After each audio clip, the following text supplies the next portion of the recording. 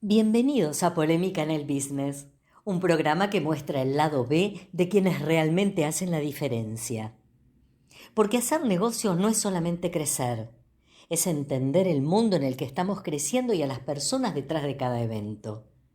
Cada semana abrimos la conversación con quienes toman decisiones, crean valor y desafían lo establecido.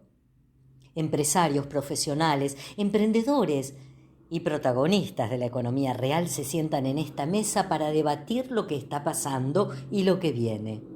Esto no es periodismo tradicional, es periodismo hecho por quienes están adentro del sistema. Polémica en el Business con Willy Nervi y Fernando Meiter, donde los negocios también se piensan.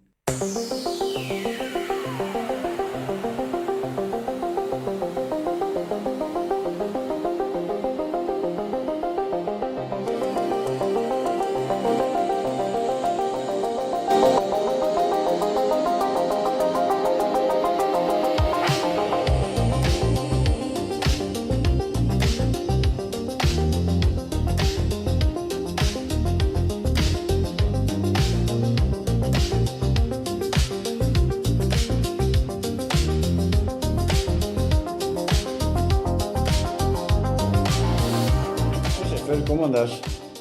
Pero ¿cómo le va, maestro? 15 grados en la ciudad de Buenos Aires.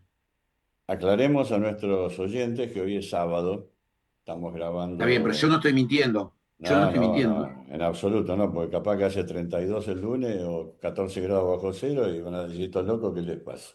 Ah, bueno, eso es problema de la gente que escucha. No es problema nuestro.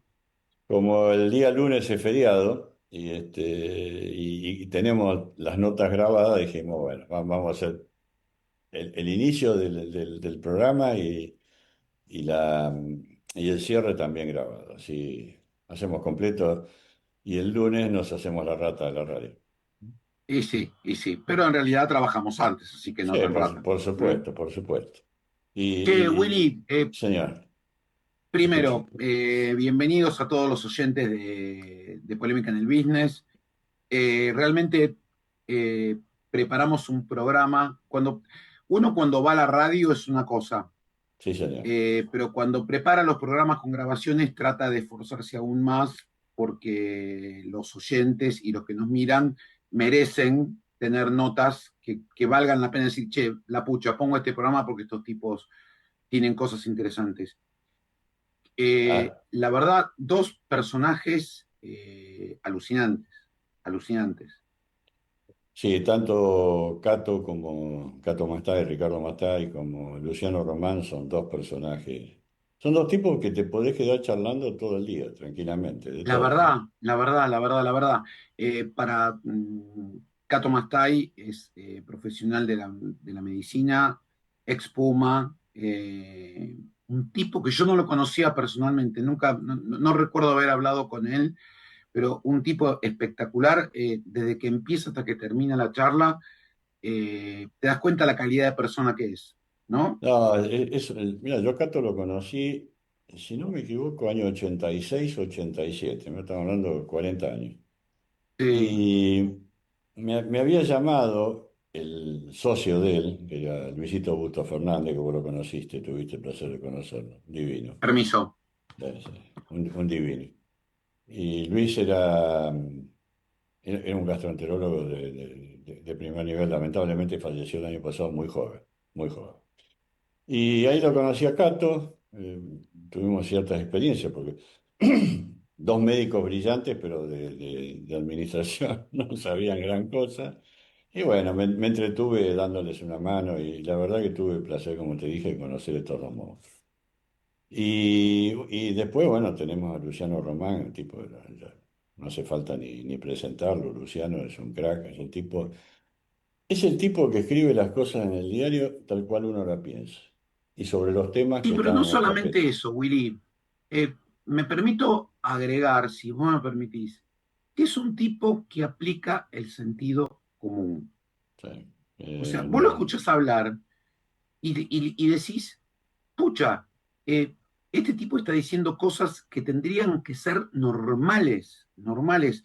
La capacidad de análisis que tiene es impresionante. Realmente Yo estoy muy contento, muy contento, y además también estoy contento porque vos estuviste en Tucumán, en un congreso de todos profesionales de la medicina, eh, y creo que Aldana hizo un muy buen trabajo con respecto a todo un resumen de todo lo que hiciste. Sé que tenemos poquito tiempo, pero ¿por qué no contás tu impresión rápida de cuál fue tu visión al respecto, Sí, Willy? sí, yo un poco por mi actividad empresaria estoy soy secretario de una cámara y esa cámara está inserta en la Unión Argentina de Salud, vendría a ser la Confederación. Y es una cámara que se creó hace, si no me equivoco, 8 años, algo así, antes de la pandemia. En su momento fue una cámara política, por ponerle un nombre, porque estaba presidida por Claudio Velocopit y estaban todos los propios de la medicina privada. Y bueno, después de que fue el conflicto del gobierno con Velocopito, la madre Claudio renunció a su presidencia, asumió Hugo Magonza, que es un técnico. Tiene un manejo político de la hostia, pero es un técnico y fundamentalmente le está dando a la entidad un desarrollo que no lo tenía antes. Sobre todo haciendo, este es el cuarto encuentro que tenemos en el interior. El año pasado fueron Córdoba y Rosario, si no me equivoco. A principios de este año, en abril, fue Mendoza y ahora Tucumán. Y lamentablemente Eh, iba a haber un quinto encuentro en Comodoro Rivadavia para la gente del sur, pero coincidía con la llegada del Papa, entonces por ahora está Más suspendido. un despelote. A ver, Hugo Magonza, más allá de la relación que yo tengo con él, familiar, vos sabés que mi hermana estuvo trabajando mucho tiempo en el CEMIC, en Ujú. épocas muy jorobadas, como en la época del COVID, y conozco de quién estamos hablando, o sea, Ujú. conozco su fase personal y su fase como CEO de una organización como el CEMIC. Le está dando un tinte técnico con números que Velocopit no lo hacía. No estoy hablando de mal de Velocopit, No, él no, no, hacía, tenía otra, eran pero dos le está dando perfiles. un sustento económico y justificativo de un montón de cosas que antes Velocopit lo decía, pero lo decía de otra manera. Exacto. Sí, sí, Eh, dos perfiles distintos. Dos perfiles. Magonza no agrede a nadie, Magonza es tranquilo, pero te tira datos. Sí. eh, la verdad que interesantísimas las dos. Eh, Las dos entrevistas la- más lo que surja de los videos que estuve grabando sí, en el sí, día sí, de sí, ayer sí, en, sí, en sí, sí. Tucumán, Sí, el sí. cual Y a la los que mayoría no pudieron son verlo, yo les recomiendo ver la nota que hicimos con respecto a los seguros de salud, que fue un debate el, espectacular, el del lunes espectacular. pasado, el Así, del lunes pasado. Sí, exactamente, sí, sí, exactamente. No tiene desperdicio, ¿eh? Yo sí, les sí. aviso, no tiene desperdicio. Así Yo que, tuve allá en Tucumán, tuve varias felicitaciones de los miembros distintos, de los miembros de la gente de Rosario, de la gente de Córdoba sobre el tema. pero usted sin Vamos. querer se convirtió en un agente de prensa de la UAS. Así Yo que, ayer le decía simpáticamente a Hugo, le digo, soy tu Bernardo Neustadt. Vamos redondeando este comienzo y en un ratito, bueno, ya vamos al programa en sí, que lo van a editar y hacemos el cierre cuando terminemos de este laburo. ¿M? bueno, gente, que lo disfruten. Estamos en Polémica en el Business todos los lunes de 17 a 19 por Ecomedios. ¿Ok? AM 1220. Este lunes AM1000. nos van a ver lo que estamos haciendo ahora. Así es. Hasta cualquier momento. Un abrazo. Que disfruten.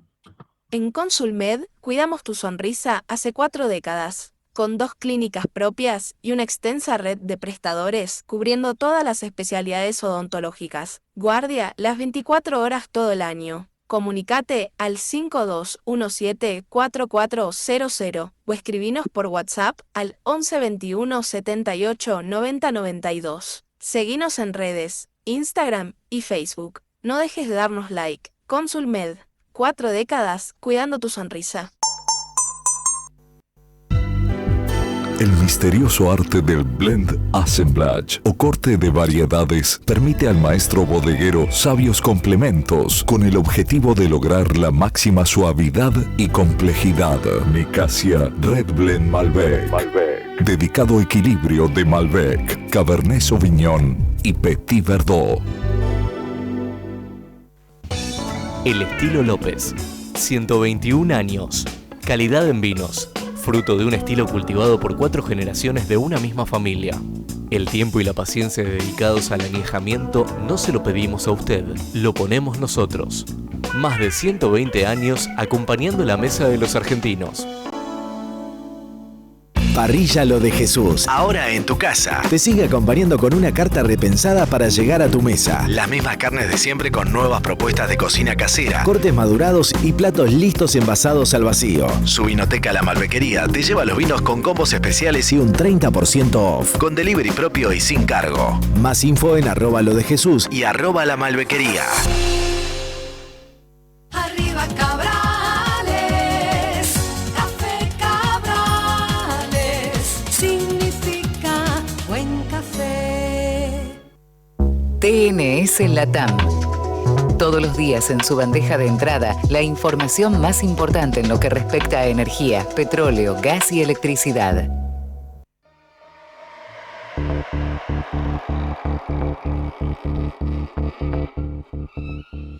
Bueno, Fer, ¿cómo andás? Tanto tiempo. Pero ¿cómo le va tanto tiempo? Como si hace 2 días no nos vimos, ¿no es cierto? Nos vemos a cada rato, parecemos dos locas. La verdad, Willy. Hoy tenemos un recontra capo del deporte que me apasiona y de mi profesión, que es la salud. Lo tenemos a Ricardo Cato Mastay, que ex Puma, fue Puma. Ahora, déjame cuando entre un poco yo en tema, le vamos a preguntar por un partido con Gales que fue histórico. Lo vi por televisión, mira que te digo. Espera, ¿el Y de Fer? no, que se jugó en Gales. Año 76 creo que fue.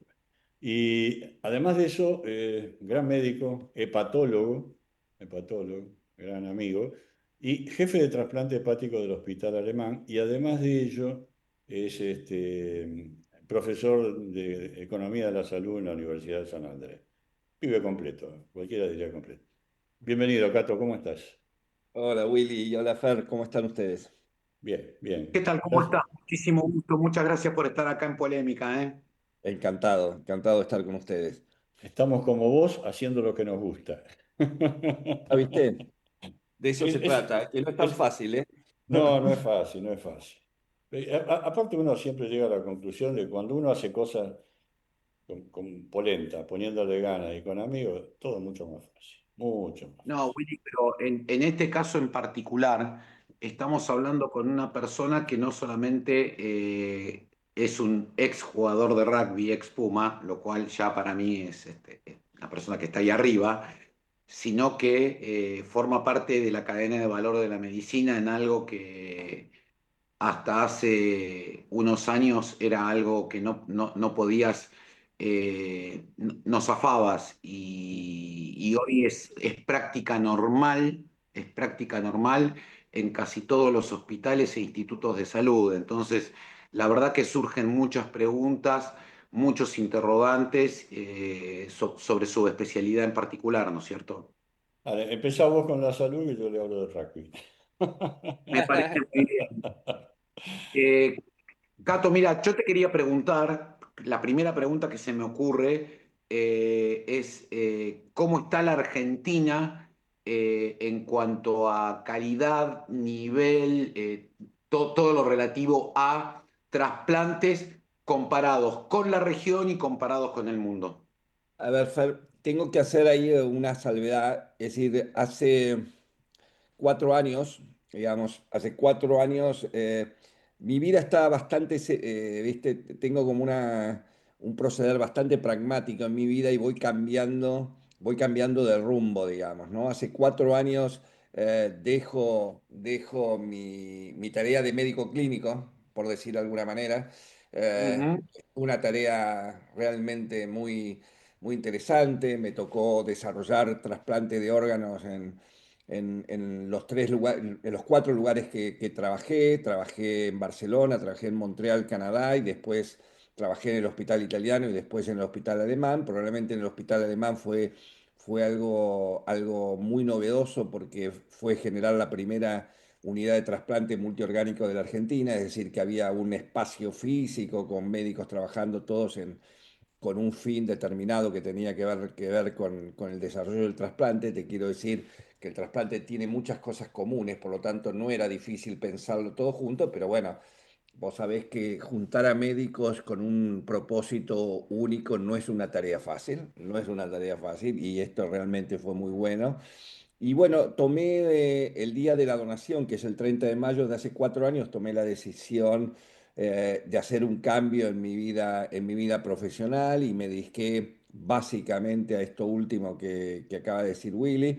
Me dediqué mucho a trabajar support del mundo de la gestión, del mundo de la economía de la salud, del mundo de tomar mejores decisiones, de ayudar.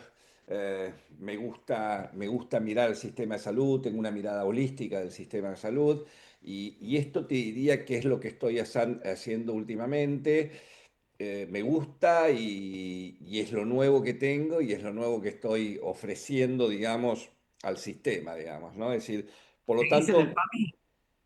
no terminé el PAMI, estuve del 2017 al 2019, una experiencia espectacular, muy buena en muchos sentidos.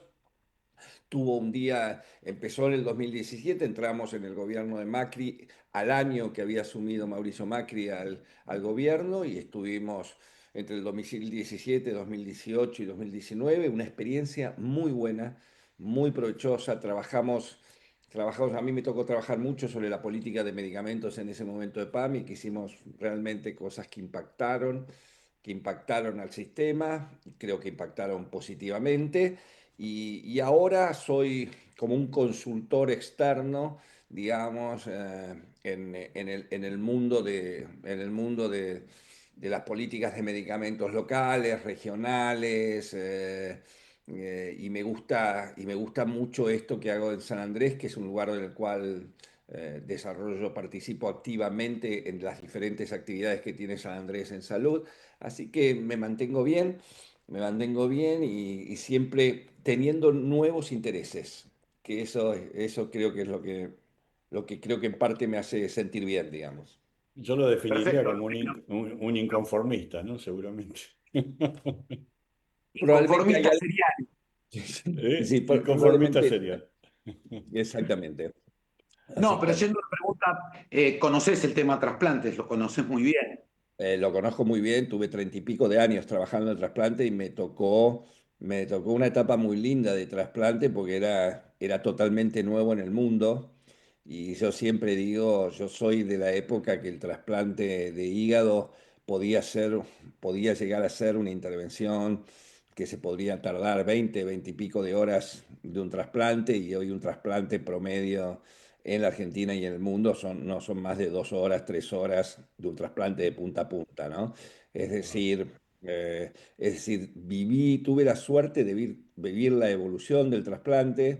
Realmente fue una experiencia muy linda, y básicamente pude observar y ser testigo de cómo le ha ido cambiando la vida a las personas, y cómo ha ayudado a las personas digamos, en muchos sentidos a resurgir, digamos, después del trasplante, ¿no? Así que la medicina, bueno, ustedes están hablando continuamente con médicos y profesionales de la salud. Es muy increíble lo que se está evolucionando en ciencias. Yo sigo bastante en contacto con la innovación y las ciencias del mundo, y es impresionante lo que está pasando. Es impresionante.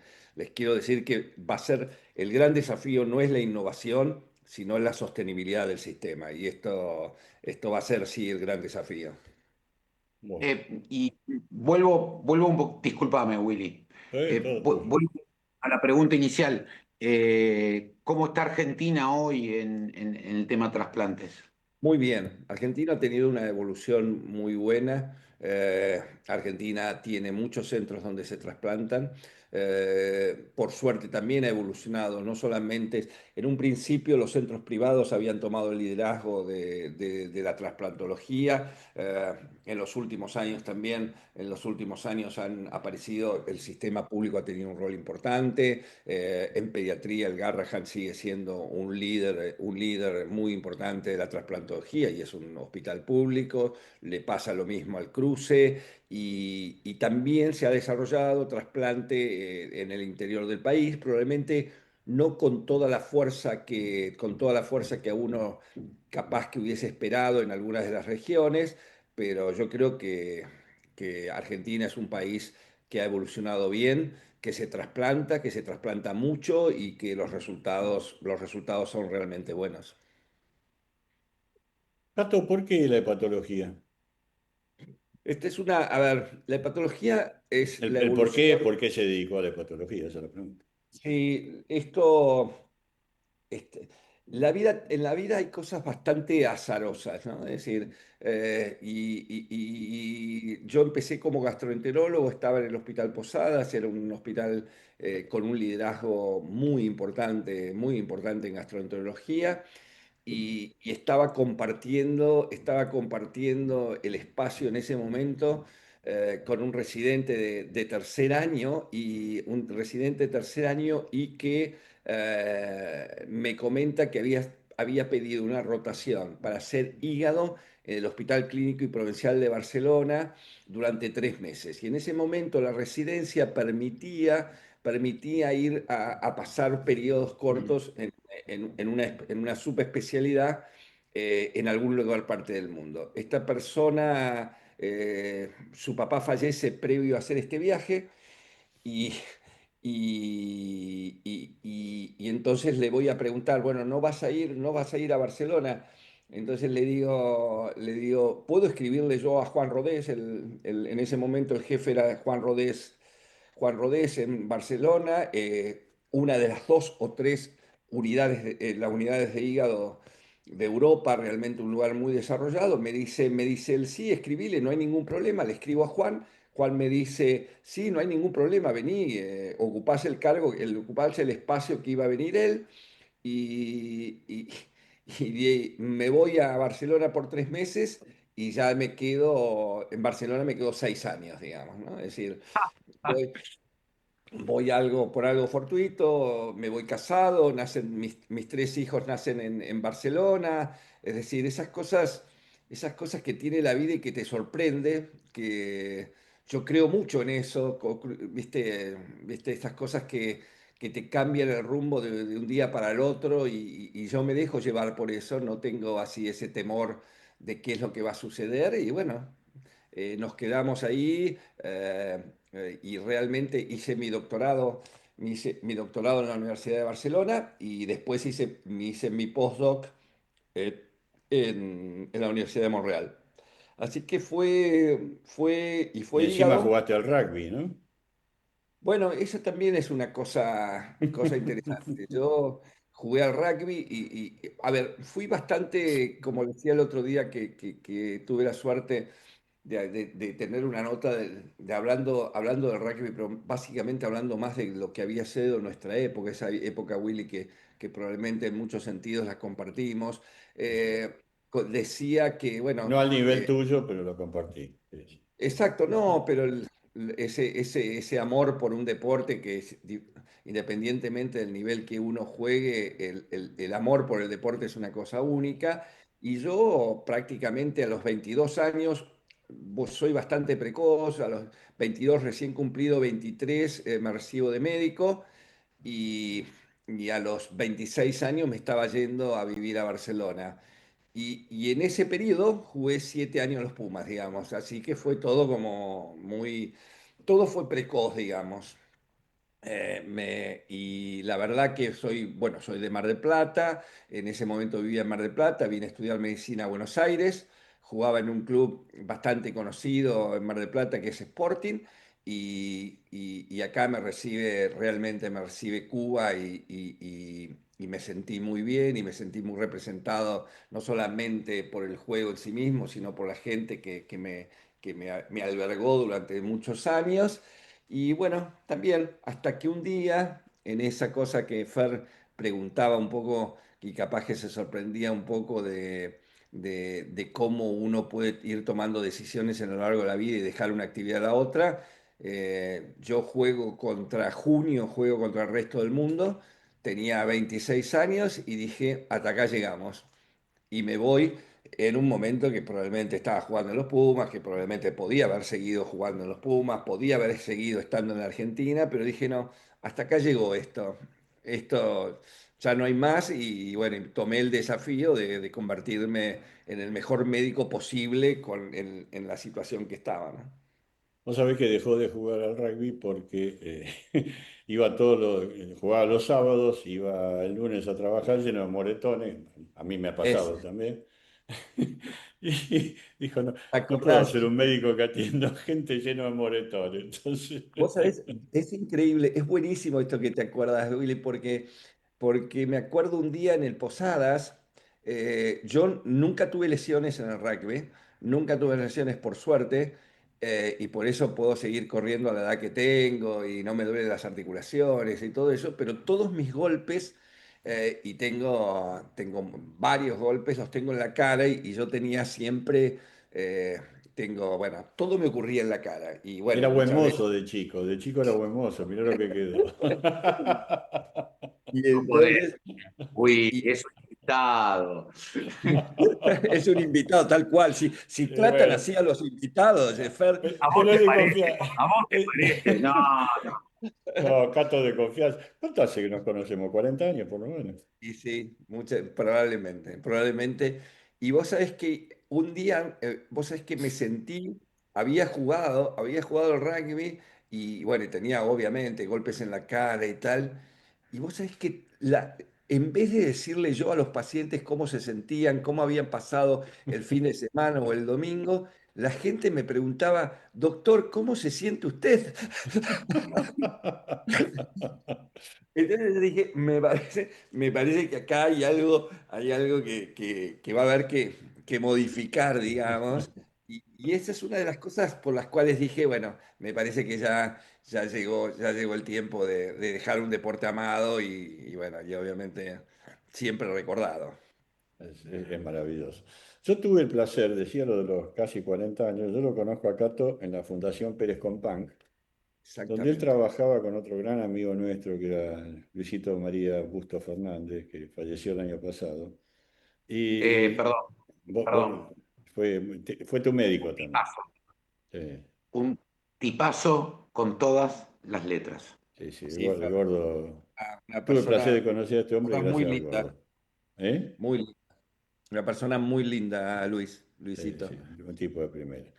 Y empezamos un poco a asesorarlo. Yo empecé a asesorarlos comercialmente, porque estos eran jóvenes los dos, empezaban. ¿Te acuerdas?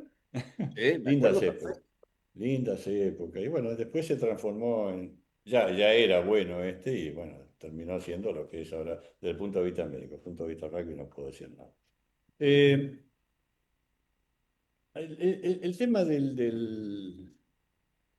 me permiten entrar un poco en el rugby.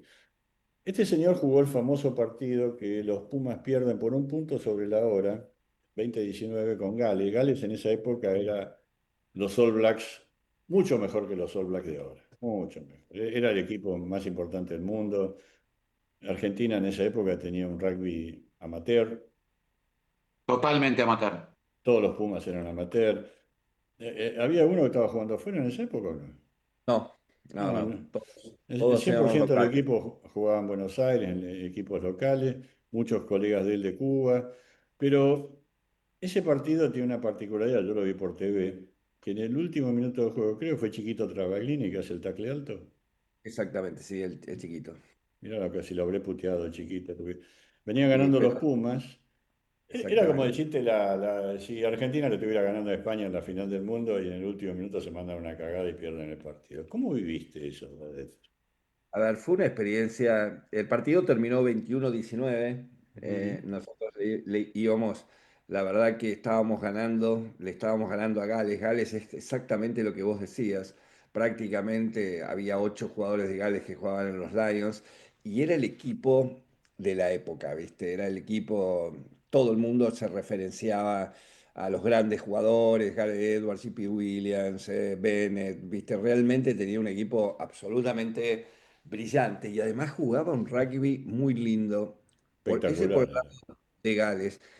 Y la verdad que yo creo que Argentina, si tanto, si cualquiera de nosotros ve de nuevo ese partido, es un partido que realmente parece un partido de otra época, ¿viste? Un juego moderno, pasando mucho la pelota, pateando poco. Realmente Argentina hace una gira realmente muy buena.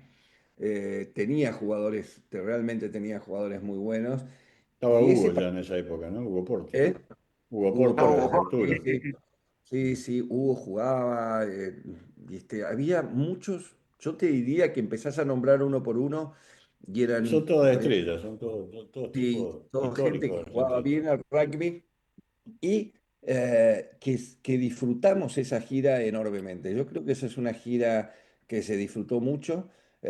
Había que vivir, bueno, estuvimos casi todo un mes en Gales, tuvimos un solo partido que jugamos contra un equipo de Inglaterra que era de alguna manera, era casi un seleccionado de Inglaterra y el capitán del equipo era el capitán de ese momento de Inglaterra, era un equipo muy bueno y después estuvimos en Gales y la verdad que la pasamos bien, disfrutamos mucho y yo creo que jugamos muy bien al rugby. Al rugby de ese momento jugamos muy De ese bien, momento. obviamente. Claro, la evolución del rugby ha sido tremenda, tremenda y por lo tanto nada es comparable con nada. Pero si nos ponemos a pensar un minuto de lo que ocurrió, fue una etapa muy linda. Yo lo disfruté un montón y bueno, yo creo que a todos nos queda un buen recuerdo de ese partido. A todos nos recuerda. Sin lugar a dudas perdimos y siempre uno dice, viste, ese concepto de si un Si no poco lo ganaste, escuché. sos una porquería, pero no, Y no. además, viste, este fin de semana que le pasó lo mismo en ese En sentido Sudáfrica. en Sudáfrica, los Springboks, viste, estas derrotas que dicen que duelen menos, yo creo que todas las derrotas duelen un montón. Obviamente que si perdés por poco y si tuviste posibilidad de ganar, capaz que cambiás el dolor o la magnitud del dolor, pero en ese momento creo que todos queríamos ganar y sentimos esa sensación de que se nos había escapado por muy poco. Y la persona que hace la infracción es un súper jugador de rugby como era el chiquito y era un jugador, viste, fuera de serie. Y justo esas malas suertes que tienen los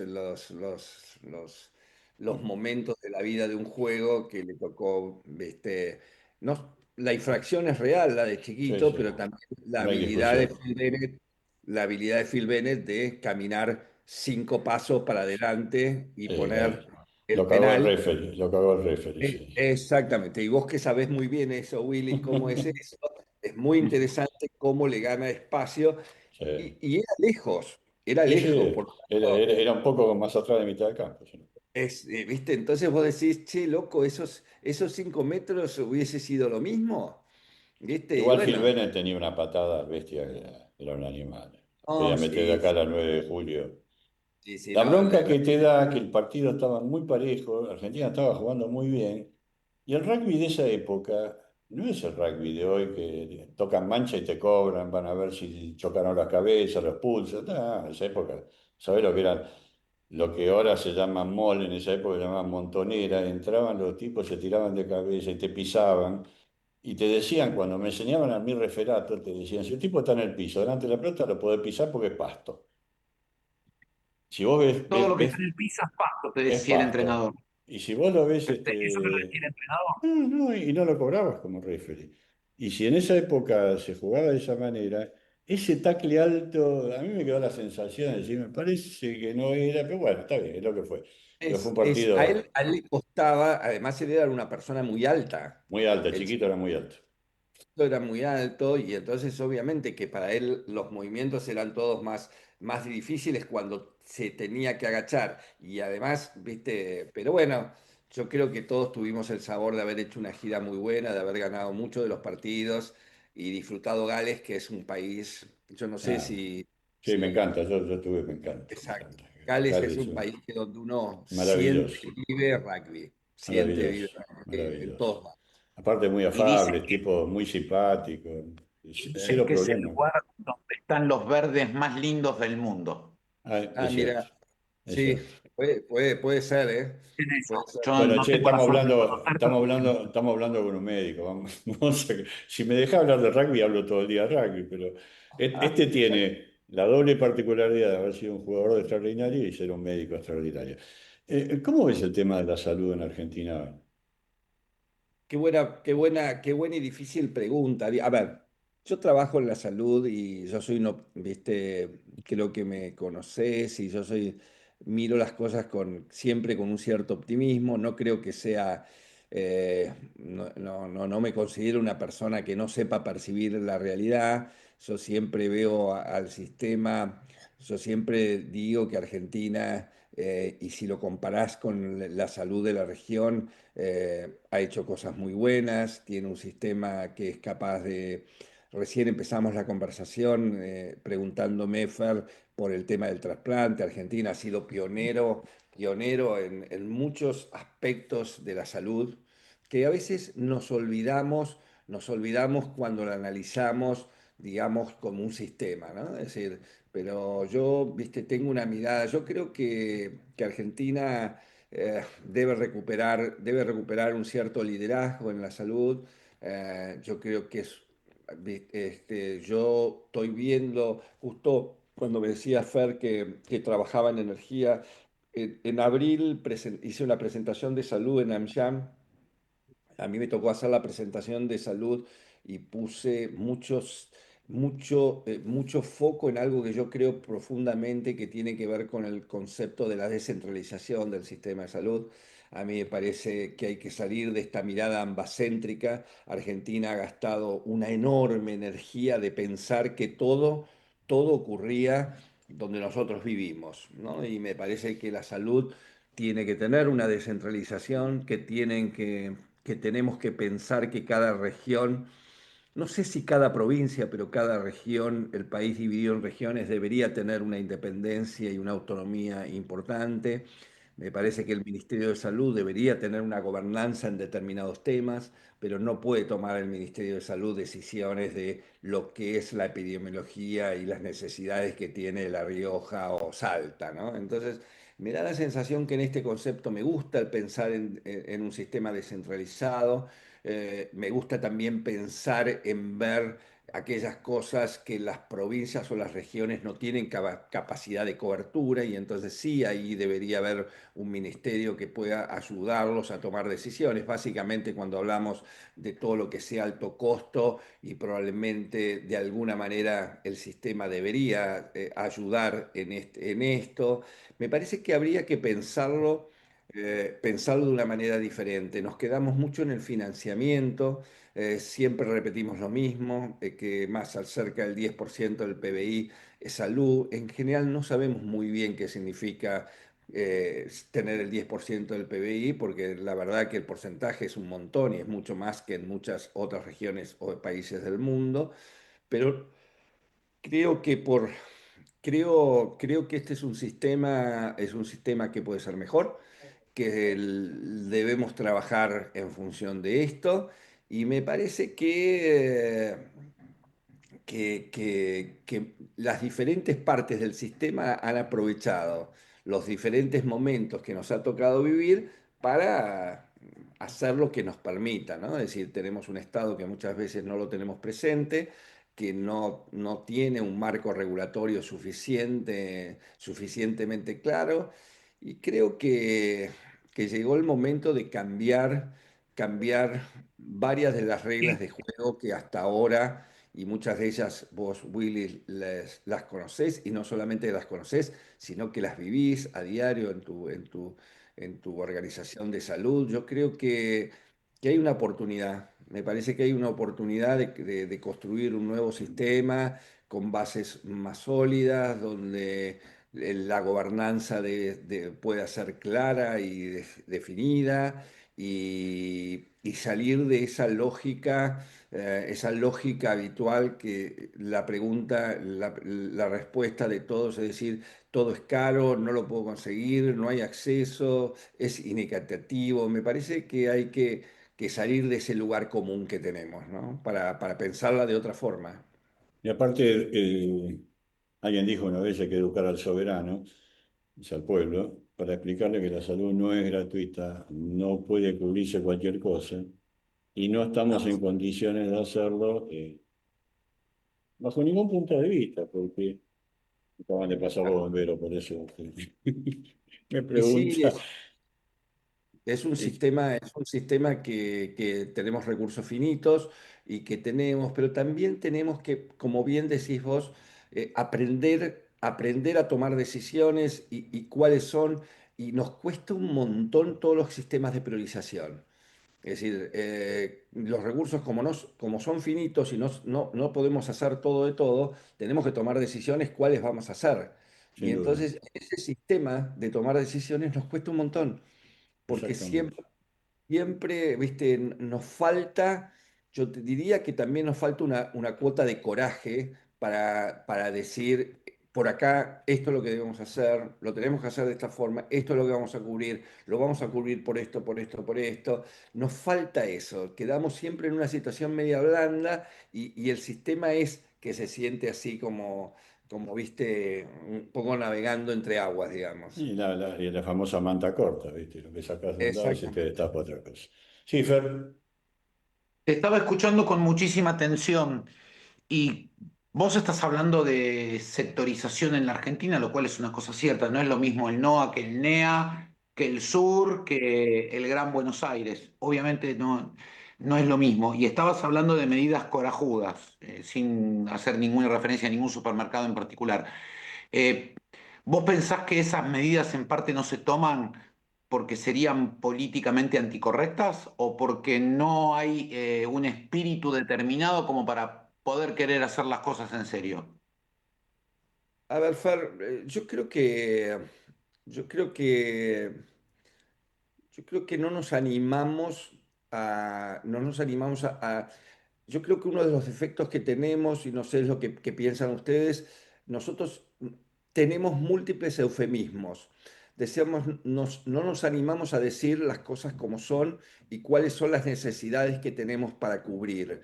Y entonces, como no, muchas veces no nos animamos a decir esto, porque en general perdemos también la forma, ¿no? Es decir, vos viste que ustedes a diario, y capaz que también le pasan en este espacio, la gente le cuesta explicar qué es lo que ve, qué es lo que necesita, cuáles son las medidas que le alcance. Yo creo que debemos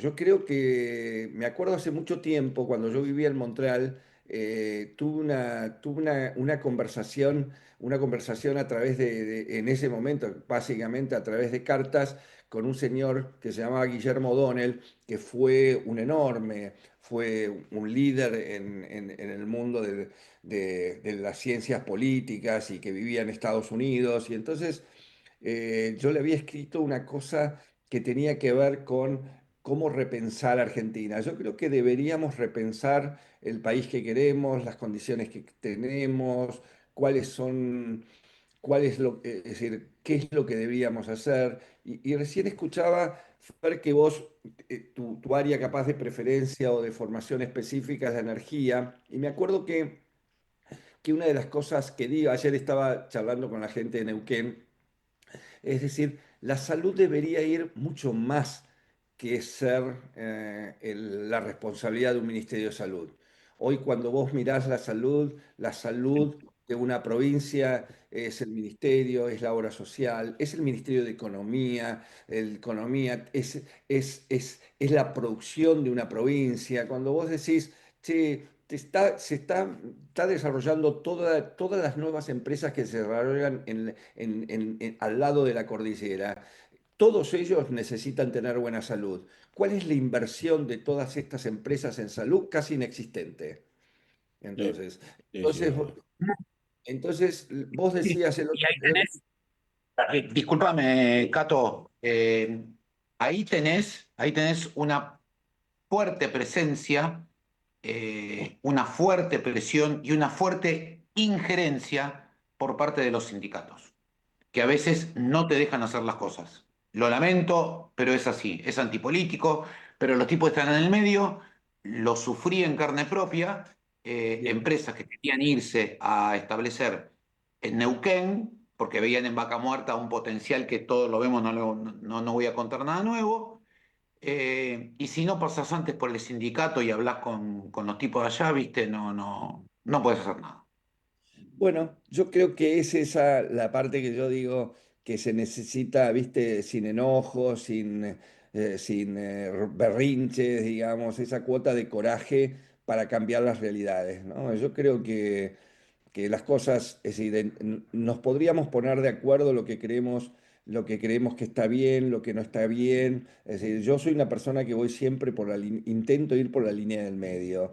Por lo tanto, digo, mirá, no, yo creo que Argentina necesita construcción de acuerdos y yo creo en los acuerdos y creo que en los acuerdos tenemos que Mm. ponernos a discutir y no pensar que el acuerdo tiene que ver que siempre haya un ganador. El acuerdo tiene que ver que podamos, como dice la palabra, construir algo en forma conjunta. A Argentina le cuesta mucho la construcción conjunta, le cuesta un montón y no nos encontramos en cosas sencillas, ¿no? Y entonces vos decís, ¿es posible? Yo creo que es posible. Mi mirada no es una mirada para nada de no ver la línea, no ver el futuro.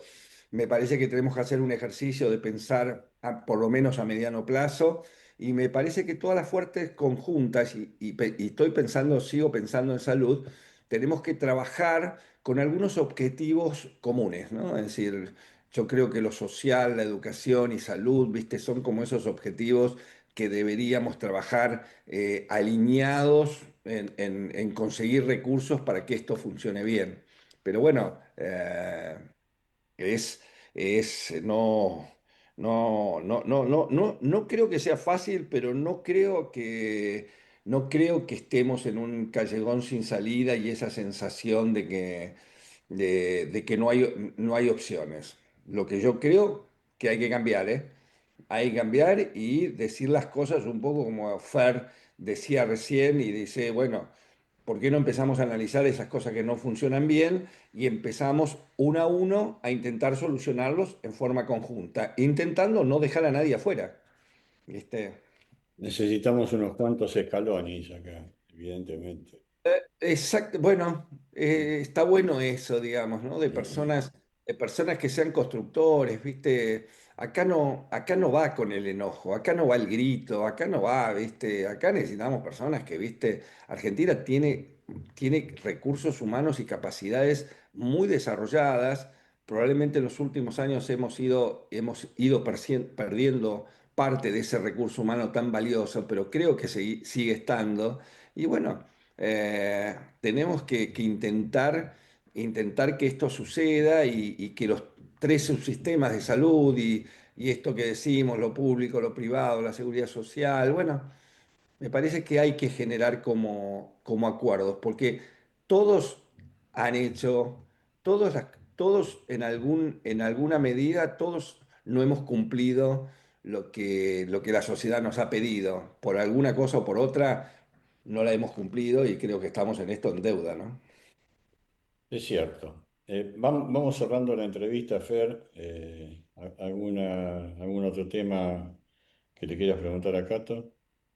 Sí, obvio. ¿Qué te quedó de la gestión que estuviste vos haciendo en el PAMI? Creo ¿Qué que la me gente quedó? merece saber un poquito de alguien que estuvo en el riñón. ¿Qué te quedó? Bueno, mejor que ir para estar en el riñón, imposible. Exactamente. ¿Sabes, Fer, lo que me quedó? Yo salí con una esperanza enorme, me sentí que había hecho cosas importantes, que había ayudado con un grupo pequeño de personas, tampoco éramos muchos, Y entonces también esto de pensar que para cambiar la realidad no necesitas un ejército de personas, sino un grupo de personas que tengan una idea clara y que puedan tirar adelante. La verdad que los recuerdos que tengo son todos buenos recuerdos. Y es interesante cuando uno pasa en una gestión de esta magnitud, y fueron 3 años, por lo tanto fueron bastantes años, y, y como decíamos en su momento, ninguno de nosotros se tuvo que esconder, ninguno de nosotros tuvo que tener alguna postergación de su carrera profesional por haber estado en un lugar de altísima complejidad. Yo creo que podés trabajar en el Estado, podés utilizar al Estado como un trampolín de transformación enorme y creo que te podés ir de la misma forma y decir, bueno, la verdad que vale la pena, digamos. Así que mi sentir de la función pública fue muy bueno. Bueno, yo me reservo la última. ¿Por qué Cato? ¿De dónde surge? Cato es extraordinario. Esto nace porque mi abuelo tenía una pequeña dislalia, digamos, le costaba un poco hablar y parece que cuando yo era chiquito, parece no, cuando yo era muy chiquito era tremendamente travieso, tremendamente travieso. Nadie, me pasaban de casa en casa, me mandaban, mamá me mandaba a la casa de los abuelos mandaban, era muy travieso y mi abuelo me decía clavo, clavito, catito. Quedó ahí todo un juego de palabras de una persona que tenía una dificultad y quedó catito. Quedó ahí catito dando vuelta y bueno, del catito pasó a Cato, por suerte, porque catito. Y, Cato, y cuando yo me presento a todo el mundo me digo Cato está y es para mí, me representa a mí, bueno, y así que me acompaña desde siempre. Como a mí el No te Willy, el que me dice confunden Guillermo está enojado conmigo. Exacto. ¿No te confunden con Kato Tomoaki? Ah, no me confunde, pero bueno, obviamente que alguien me lo referencia, digamos. Porque también se dedica a trasplantes, está en Estados Unidos, un capo total también. Y hay gente, sí, vos sabés que catos hay muchos alrededor del mundo que han tenido como roles bastante centrales, digamos, porque a veces me ha pasado cruzarme con alguno, digamos, obviamente de otro palo, ¿no? Con los ojos de otra forma, o culturas de otra forma, pero, pero llamándose cato también. El más famoso era Bruce Lee. Sí, te El acordás Cato todo. de la Bifón Verde, ese era el más famoso. Así que, pero lindos recuerdos. Bueno, Cato querido, un placer estar contigo. Nos veremos en cualquier momento a tomar un café, eso desde ya. Exactamente. Y nada, agradecerte. Es un tipo así, fantástico. Hablar con Cato, te podés quedar horas hablando un poco de todo, porque es un tipo lo más sencillo, un tipo. Y encima médico, así que si te pasa algo tomando el café, te atiende. Sí, tal cual, tal cual, tal cual. Sí que no, gracias a los dos, gracias por este espacio y nada, estamos siempre en contacto. Fantástico.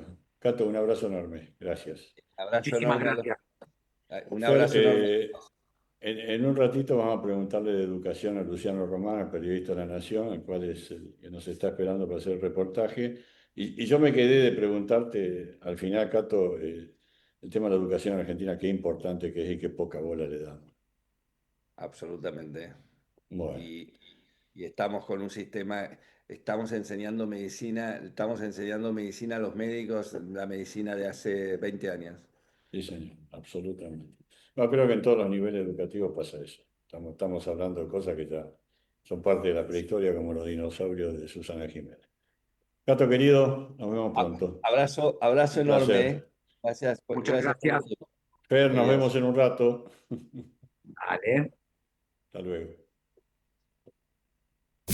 Desde Buenos Aires, transmite LRI 224, AM 1220, Ecomedios. Ya salió Bank Magazine. Más que una revista de negocios, un espacio para comprender cómo las decisiones económicas de hoy moldean el mundo de mañana. En este número te invitamos a explorar las perspectivas de Enrique Sebach, Rubén Rabanal, Hugo Grimaldi, Eduardo Aulicino, Leandro Selén, Horacio Pereira, Orlando Molaro y Claudio Federovsky. Bank Magazine, tu guía para un futuro financiero más seguro. Léela en ecomedios.com y bankmagazine.com. Bank Magazine, las claves para estar informado.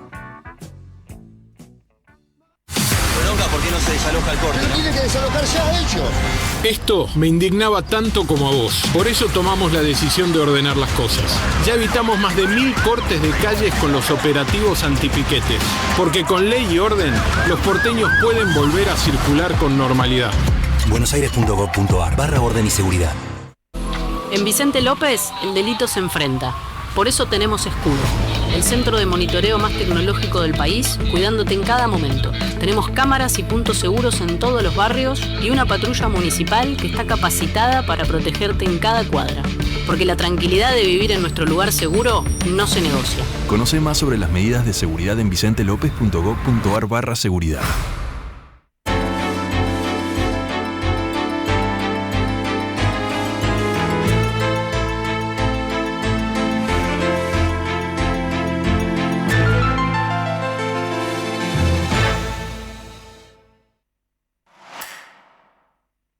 Informate en ecomedios.com.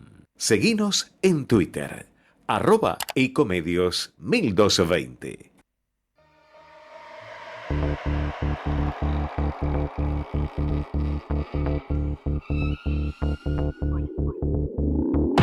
Bueno, ¿qué día este? Mirá con quién está. Tipo famoso, Impresionante. tipo famoso y amigo nuestro. Yo no lo puedo creer. Yo puedo confesar algo. Yo a Luciano Sí. Román le tengo mucha envidia. ¿Por? Porque cada día escribe mejor. Yo no sé cómo hace para escribirla. Escribe. Es como Para los Coca-Cola, ¿viste? Para los que no leyeron la última nota en La Nación, se las recomiendo. Son todas buenas, pero cada nota, o sea, la próxima nota va a ser mejor que la nota que yo estoy recomendando, estoy seguro, pero qué buena nota. Felicitaciones, Luciano, y gracias por estar aquí con nosotros en Polémica en el Viernes. ¿Cómo Vos estás? sabés que yo lo leo, Servicio. perdóname, Luciano, yo te leo y es la inteligencia artificial que me está sacando lo que estaba pensando y lo escribe este. Sí. Gracias, Luciano. Un gusto compartir este rato con ustedes. Les agradezco enormemente porque siempre son muy generosos, pero yo creo que la clave es que me leen con afecto y eso hace que pierdan alguna objetividad. Bueno, pero ¿sabés qué? No, pero ¿sabés qué es lo que pasa? Espera, parte de lo que vos decís es distinto, tenés toda la razón del mundo. Yo lo leo a Carlos Pagni, pero no lo conozco personalmente. Nunca hablé con él. En cambio, con vos hablé, ya ni sé cuántas veces hablé. Conozco tu cara, conozco tu forma de expresarte, y cuando te leo es como si me estuvieses hablando. Entonces es distinto, tenés razón en eso. Y eso es muy, muy interesante porque, bueno, yo digo que me leen con afecto, pero además se va armando una corriente de entendimiento, porque nosotros nos conocimos a través de la generosidad con la que ustedes me leían, y a partir de eso hemos establecido un vínculo, bueno, pero en ese vínculo se arma una cosa muy, muy interesante, que es entre el que escribe y el que lee, que resulta enriquecedora recíprocamente. Así que para mí es un honor. Es que uno lee con afecto cuando el otro escribe con afecto. Bueno, basta, se está poniendo muy meloso todo esto. A ver si me puedo colorar. Vámonos. Este es un programa en donde se dicen este tipo de cosas. Sí, Nos por damos supuesto, ese lujo. por supuesto. Nos damos ese lujo. Sobre todo por no ser periodista, así que eso es lo bueno. Exactamente. Sos abogado, pero decidiste ser periodista. ¿Qué pasó en el medio? ¿No te arrepentiste? La verdad que no, al revés, lejos de no arrepentirme, agradezco mucho haber encontrado una vocación. Yo siempre cuento que empecé en el periodismo casi de casualidad, porque mi mi destino parecía marcado para el lado del derecho. Mi padre era abogado, mi hermano, con el que tengo menos de un año de diferencia, estudiaba a la par mía abogacía y se dedicó al derecho y siguió en el estudio de mi padre. De manera que tenía ahí una especie de mandato natural. Nunca durante los años de adolescencia, de escuela secundaria, había dudado sobre qué carrera seguir. Siempre había tenido claro que iba a estudiar derecho, de manera que parecía un camino allanado para ese lado. Y sin embargo, a poco de empezar la facultad, casi de casualidad, empecé una práctica de verano en el diario El Día de La Plata y tenía 19 años y allá me quedé 30 años. Hice una carrera en el día, empecé como cronista universitario, después fui encargado de la sección de educación y después durante muchísimos años, más de 20, fui secretario de redacción. Y encontré una posibilidad de construir una carrera, pero sobre todo una vocación y un oficio que, por supuesto, con altibajos, con dificultades, con tropiezos, pero he ejercido siempre con enorme entusiasmo. Y eso es una cosa enormemente valiosa. Con los años yo la he ido rescatando como una de las cosas más importantes de mi vida, ¿no? Haber encontrado algo que me gusta, que hago con pasión y que al mismo tiempo me ha permitido vivir de esto, de manera que soy un agradecido. Y también soy un agradecido de haber completado la carrera de Derecho porque me ha dado herramientas para este oficio muy interesantes. Creo que el derecho, más allá de que uno no lo ejerza, te da, estudiándolo, patrones de razonamiento, te da un método para mirar las cosas, para leer la realidad, para calibrar matices, que a mí me ha resultado muy útil, de manera que también soy un agradecido de eso. Y nosotros en el fondo somos agradecidos porque un abogado menos. Que no viene más. No viene más. Fernando. Quiero, antes de ir a las preguntas que te va a hacer Willy, yo te quería preguntar, porque lo empezamos a conversar el otro día con otro colega tuyo, pero especialista en rugby, el señor Búsico. ¿Cómo, ¿Cómo estás viendo la transición entre medios tradicionales, por ejemplo, La Nación, Clarín, Infobae? Bueno, Infobae se está modificando y La Nación también, pero digamos, hoy muchos contenidos, de hecho, el contenido al que vos te referís en tu última nota es un contenido que no surgió de un medio tradicional de comunicación, sino que salió de lo que llamamos hoy un streaming. Hoy muchas de las noticias por las cuales nosotros nos enteramos y que después son replicadas por los medios, entre comillas, convencionales, llámese La Nación, Clarín, TN, América 24, vienen de streamings. ¿Cómo estás viendo vos esa transición en el público a cómo se está enterando de las noticias? ¿Y cómo ves el tema de los streamings? Mira, Fer, pones el foco en un tema absolutamente medular de todo el ecosistema comunicacional. Estamos atravesando, yo diría más que una transición, navegando en un universo que cada vez se torna más complejo, más desafiante y que genera más incertidumbre sobre cómo va a evolucionar. Yo la primera cosa que diría es que se están un poco desdibujando esas fronteras entre medios tradicionales y medios innovadores, por decirlo de alguna forma. Tomemos como ejemplo lo que a mí me resulta más cercano y familiar, que es La Nación. La Nación es, por supuesto, un medio tradicional, quizá el más tradicional de la Argentina, es el diario nacional más antiguo de la Argentina, pero al mismo tiempo hoy es una unidad de contenidos muy diversificada que tiene, además de su edición impresa, una fortaleza y una vitalidad fenomenal en su edición digital, y dentro de ese universo digital tiene un área de podcast, tiene un área de contenidos para redes sociales, y está permanentemente innovando, tiene un área audiovisual con producción de documentales, algunos de largo alcance, otros de de piezas comunicacionales breves, algunas diarias, otras de producción mensual o semestral, bueno, en fin. Hoy hablar de La Nación es hablar de un multimedios, multiplataformas que maneja distintos lenguajes, distintos formatos, para distintos públicos, y cada vez vamos más hacia esto, ¿no? Hoy no hay un medio que esté solamente concentrado en una plataforma. En general los medios están intentando una diversificación muy marcada. Hablar de los streamings es hablar también de un universo heterogéneo y complejo. Parecen la gran novedad del ecosistema digital. Creo que hay un poco de todo en eso, que ya te digo, hay streamings asociados y vinculados y producidos por medios tradicionales como La Nación. Hay otros que solo son streamings y que han nacido en ese formato y tienen esa exclusividad.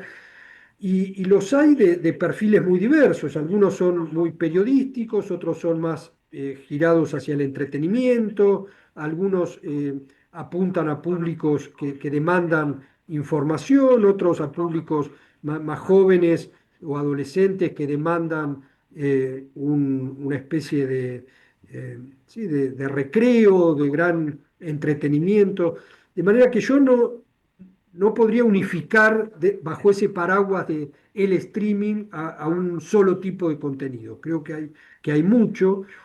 Y dentro de ese universo heterogéneo hay muchos que no hacen periodismo, digamos, y hacen cosas que pueden ser interesantes desde el punto de vista de formatos innovadores, pero que no son exactamente periodismo. Y me parece que se plantea un problema cuando no asumen esa limitación, digamos, y superponen cierto coqueteo con lo que ellos consideran periodismo y lo fusionan con esta especie de kermés de entretenimiento. Creo que no me gusta ponerlo en términos de nombres y apellidos, pero me parece inevitable, para ejemplificar un poco lo que quiero decir, remitirme a lo que pasó en el medio del Mundial con aquel episodio en un programa de streaming de Florencia Pérez, ¿no? Me parece que ahí, sin cargar las tintas sobre ella, creo que el episodio después puede analizarse más en detalle para ver qué falló, por qué, pero me parece que lo que mostró ese episodio es el peligro de estas fronteras ambiguas entre periodismo y entretenimiento, ¿no? Y cuando no se ve el límite claro entre una cosa y otra, el periodismo requiere un método, requiere un sistema de verificación, requiere profesionalismo en su ejercicio, digamos, requiere una serie de herramientas que no requieren el mero entretenimiento, en el que todos podemos ser. Y en esto no estoy haciendo una defensa corporativa, no estoy diciendo que solamente podemos hacer periodismo los que nos dedicamos profesionalmente a esto.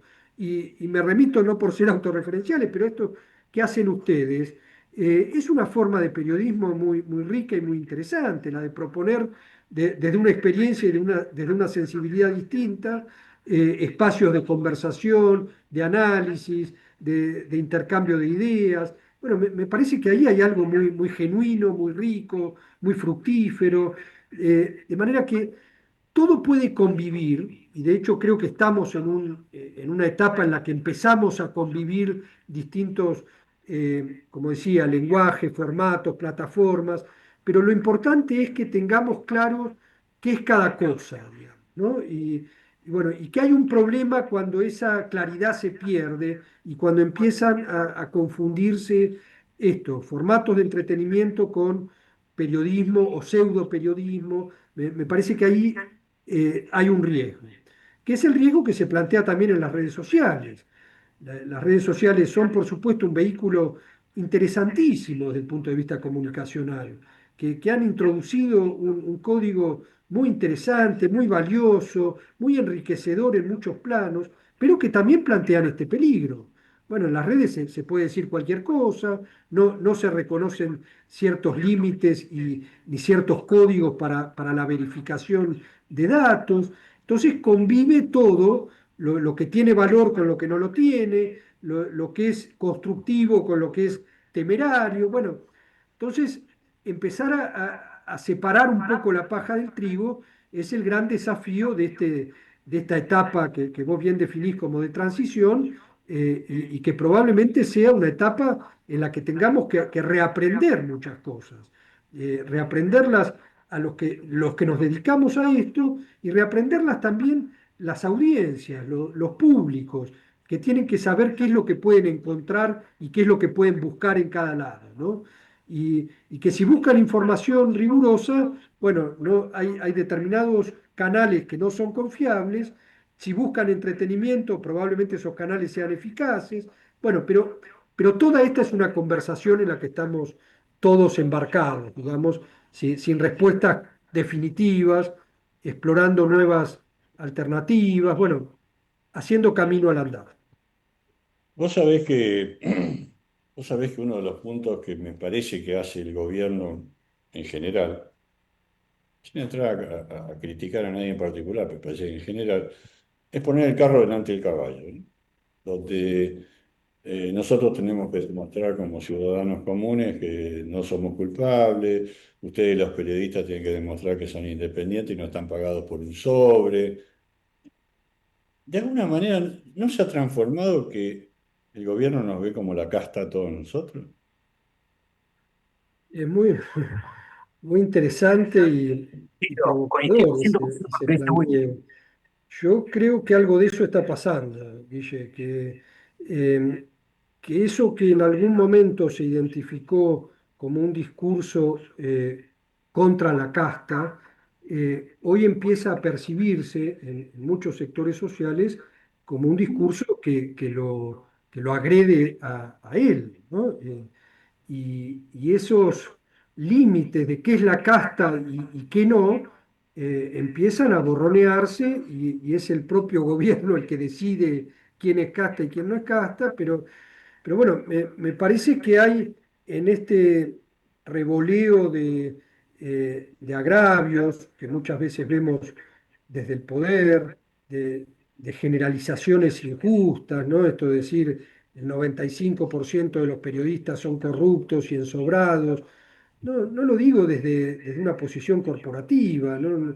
Ni porque yo sea periodista.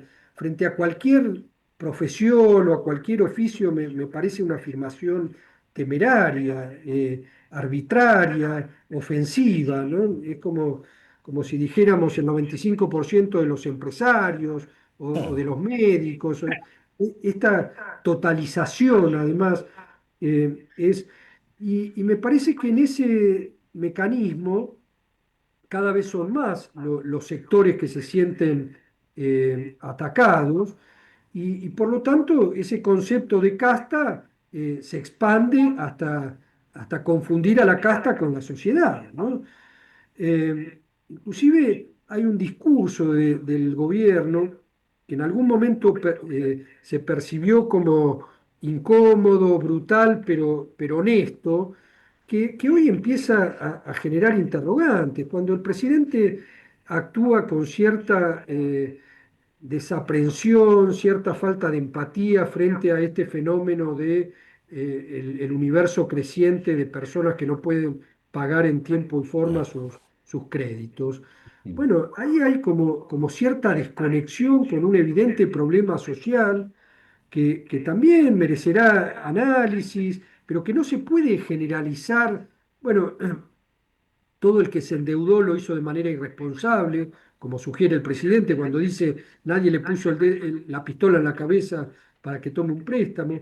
Bueno, mucha gente sí se ha sentido metafóricamente urgida a tomar un crédito, o impelida a eso por necesidades, por urgencias, entonces no tener una mirada de comprensión de esa problemática, bueno, empieza a generar esta duda. Bueno, el gobierno tiene la capacidad de comprender, de mirar con sensibilidad determinados fenómenos que además tienen una magnitud y una extensión lo suficientemente significativa como para que se lo vea como un problema social, o se encierra en esta mirada un poco endogámica, dogmática, que le impide conectar con esos fenómenos.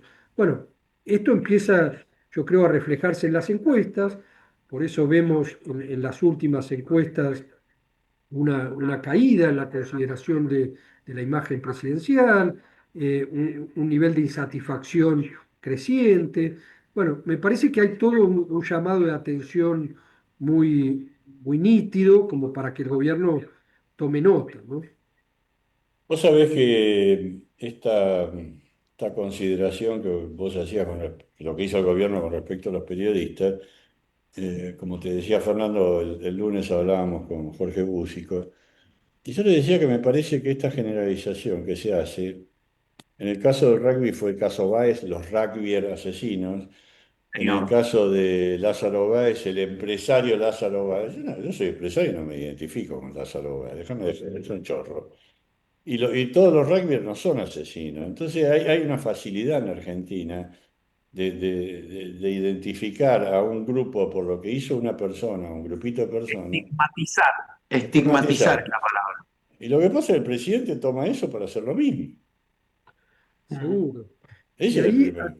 adquiere una gravedad mayor porque cuando el que Obvio. estigmatiza es el poder, bueno, los riesgos y el peligro de generar eso como un rasgo cultural y de ejercer desde la desigualdad absoluta que implica cuando el que señala con el dedo es el presidente de la República, bueno, la cosa tiene una significación mayor.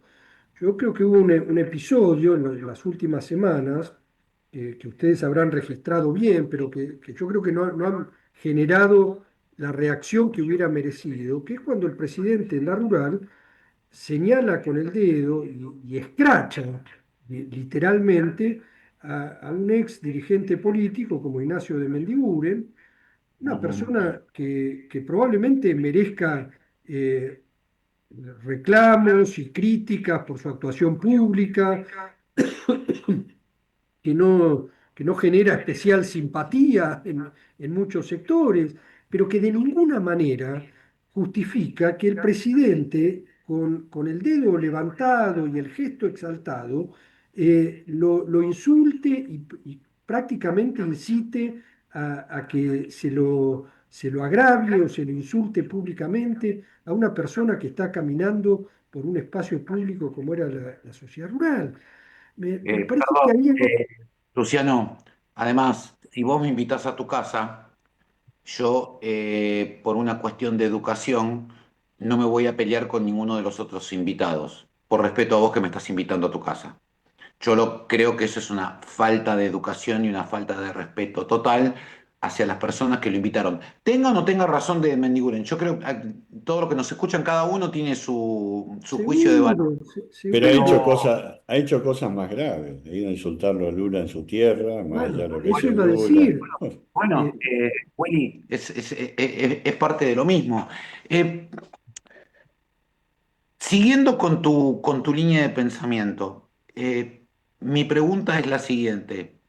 Eh, del otro lado, ¿qué hay? Porque evidentemente por el lado del peronismo o el neoperonismo no estoy viendo absolutamente nada. Prueba de ello es que un simple reportaje que le hicieron a Daniel Haddad en el día antes de ayer El en lunes. América 24 El lunes. dio vuelta por todos lados. Que habiendo una oposición medianamente homogénea y medianamente creíble, ese reportaje hubiese seguido de largo como cualquier otro, y sin embargo ya se instaló Jorge Brito en el círculo rojo, como dicen, ya se instaló Daniel Haddad, ya se instaló un montón de gente. ¿Qué pasa con la oposición? Lo que En cualquier pasa, momento me instalo yo, quédense tranquilos. parece haber lugar para todo.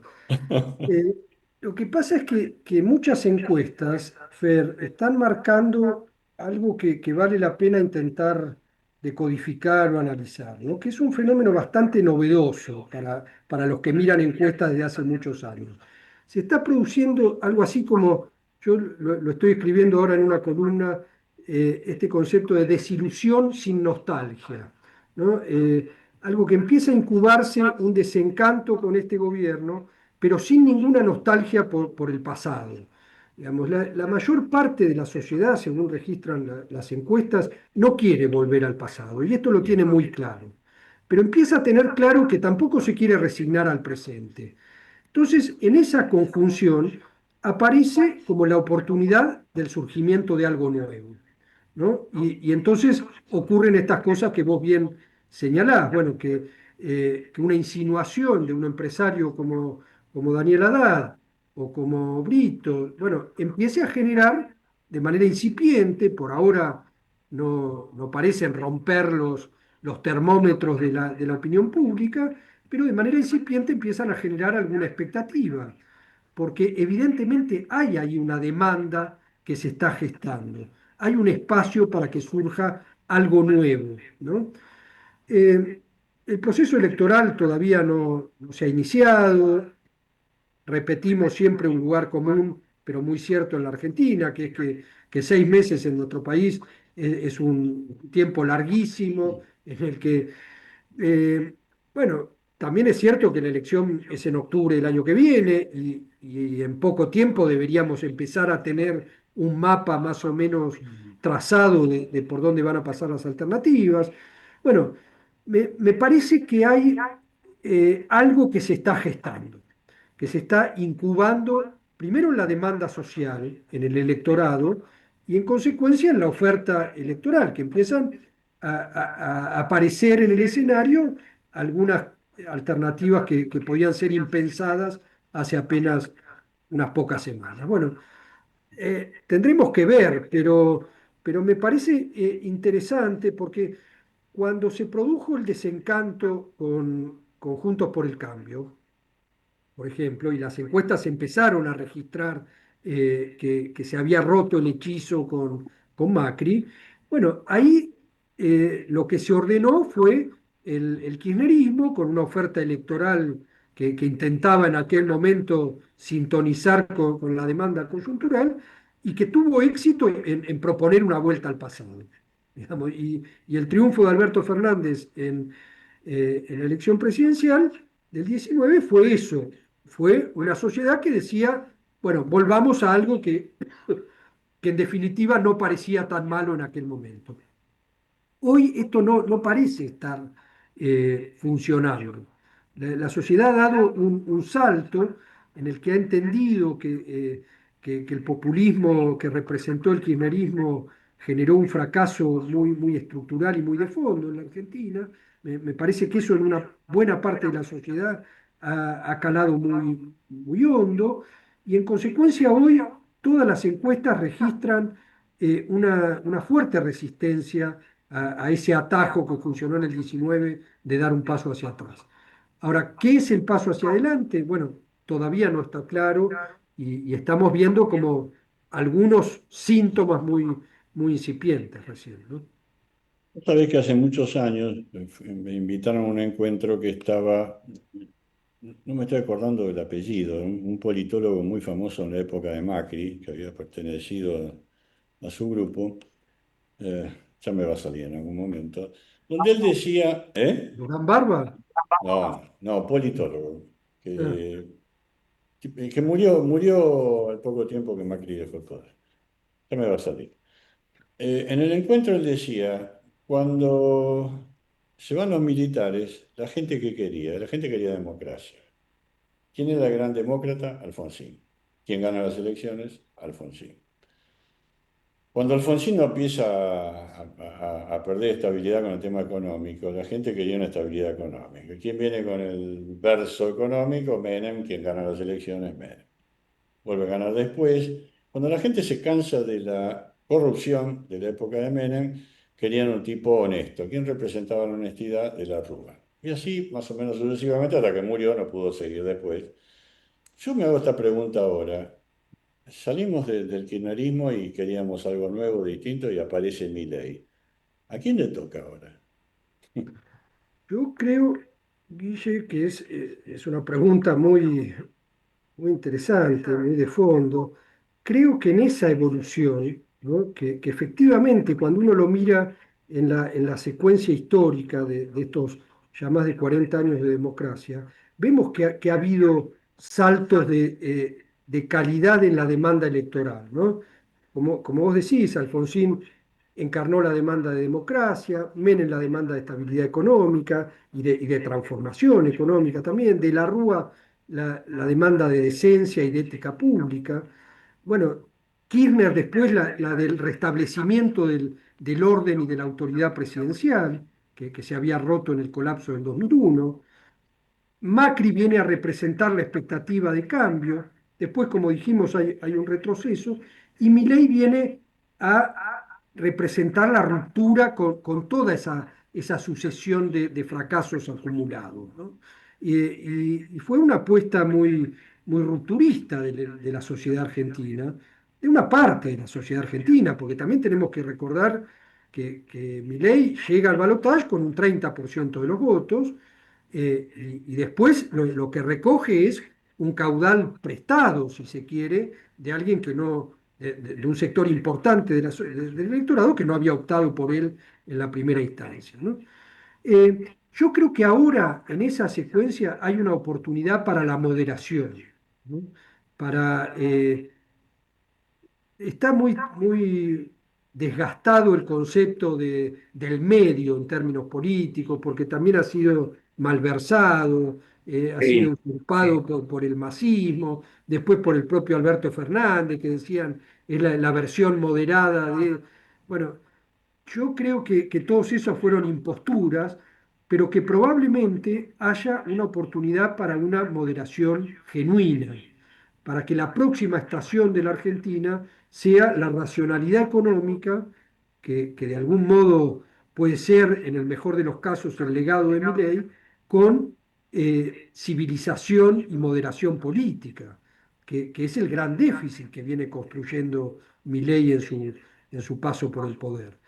Yo no sé si esto se va a encarnar en la elección del año que viene, que como decimos, la tenemos lejos pero cerca al mismo tiempo. Probablemente sea en la otra, o no lo sé.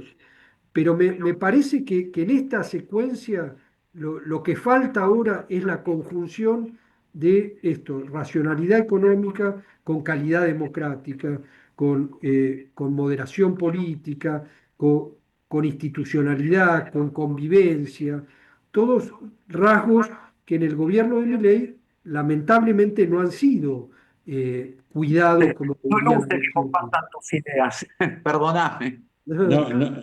No pretenderemos demasiado. Pero me parece que ahí hay una oportunidad.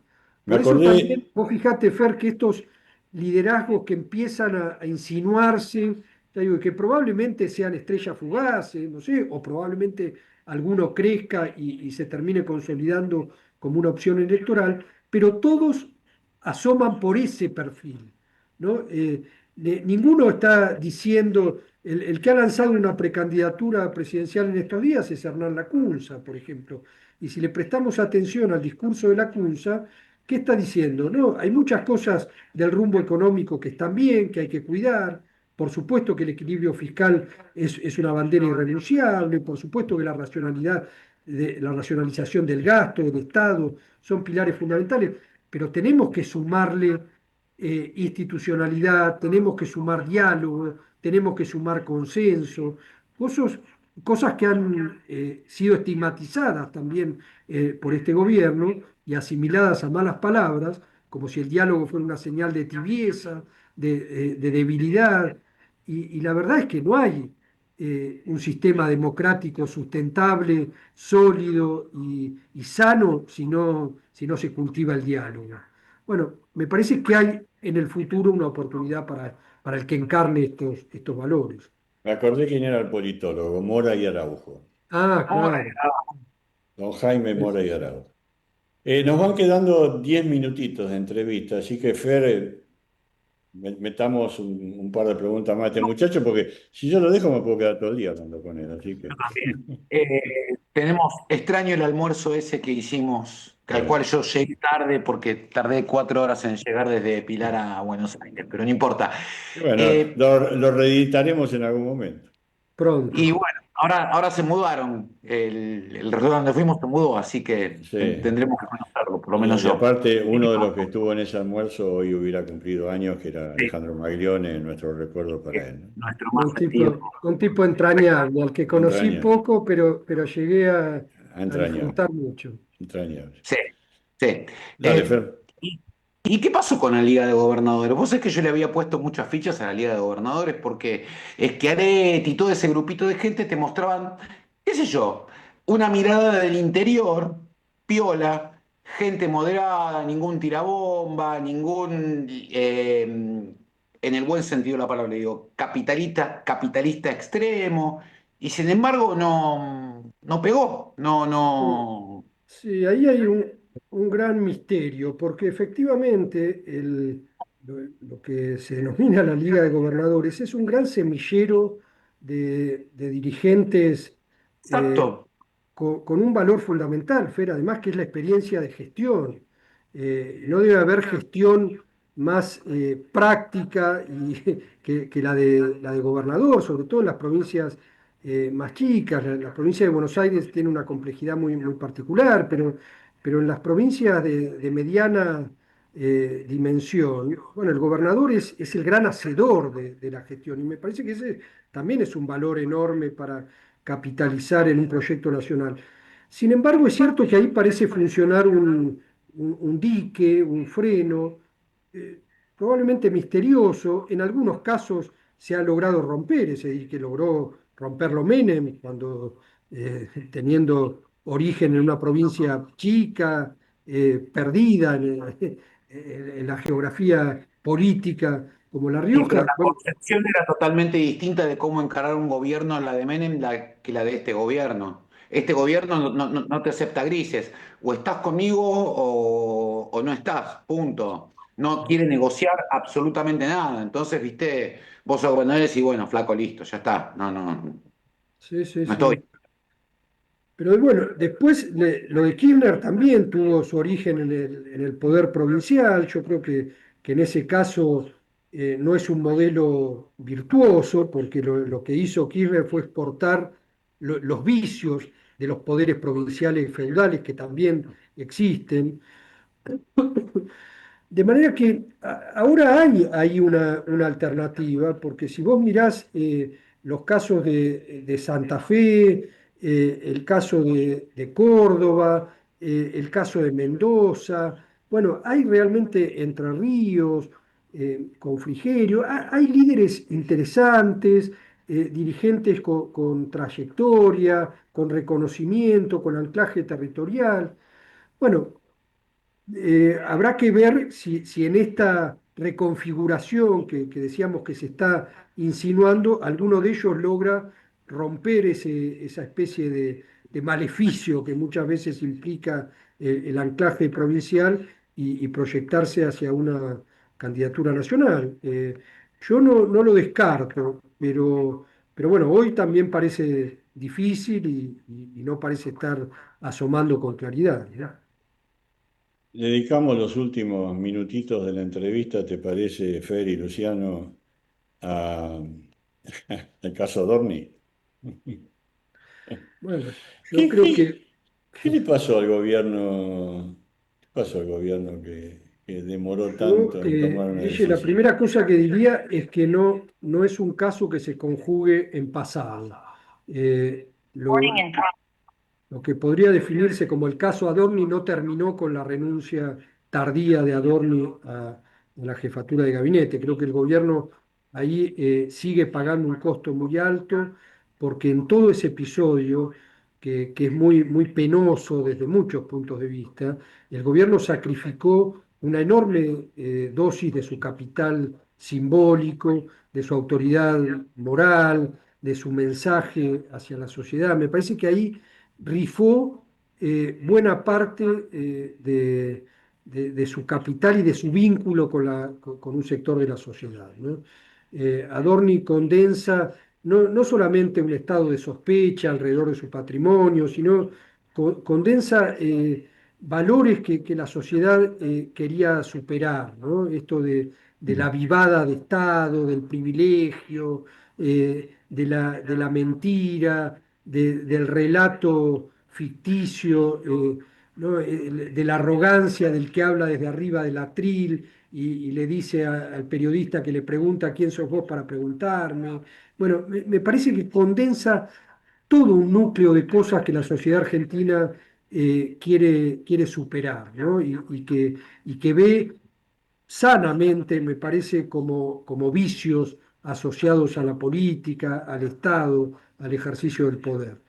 Y creo que Milei, abrazándose, como vos decías, abrazándose a la bomba, abrazándose a Adorni, en lugar de decir, bueno, los primeros en tener la obligación de explicar somos los funcionarios, bueno, en lugar de asumir esa posición, que era su gran promesa eh, estructural, ¿no? Esencial, bueno, decide defenderlo frente a toda evidencia, frente a toda sospecha.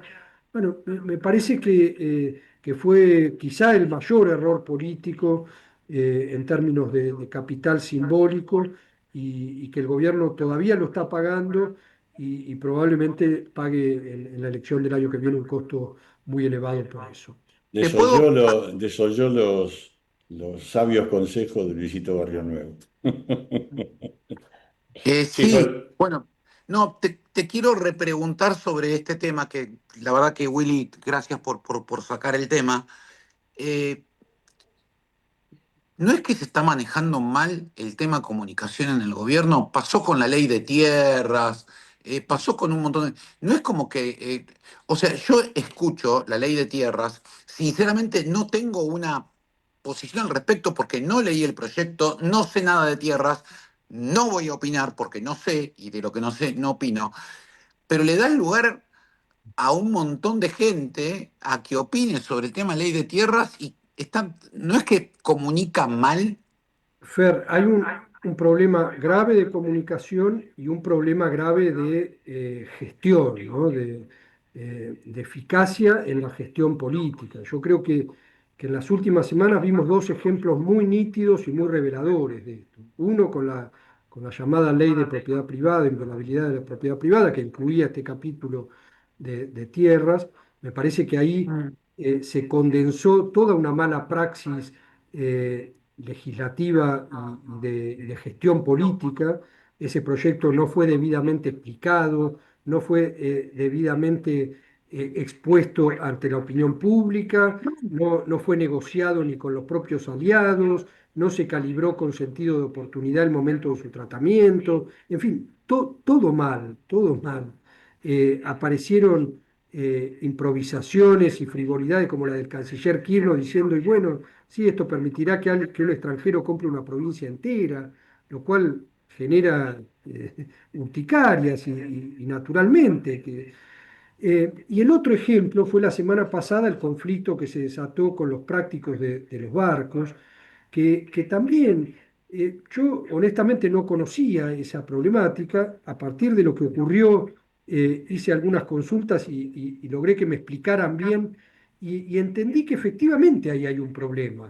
Hay un problema con los prácticos que cobran una fortuna, que tienen armado como una especie de coto cerrado que afecta al comercio exterior. O sea, hay un problema para resolver y un tema para...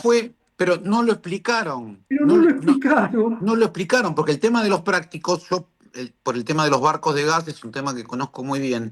Lo que encarece la operación, el tema práctico y todo lo demás que está al costadito, ¿no? Porque no es solamente el tema práctico, sino los armadores, sindicatos, bueno, da para otro programa para hablar de hidrovías si tenés ganas. Pero la idea era buena, yo la apoyaba. Pero estuvo mal comunicada y les ganaron los prácticos porque comunicaron mejor. Por eso, mal comunicada, mal gestionada, porque era un tema para que hubiera consenso en que ese sistema hay que modificarlo. Exacto.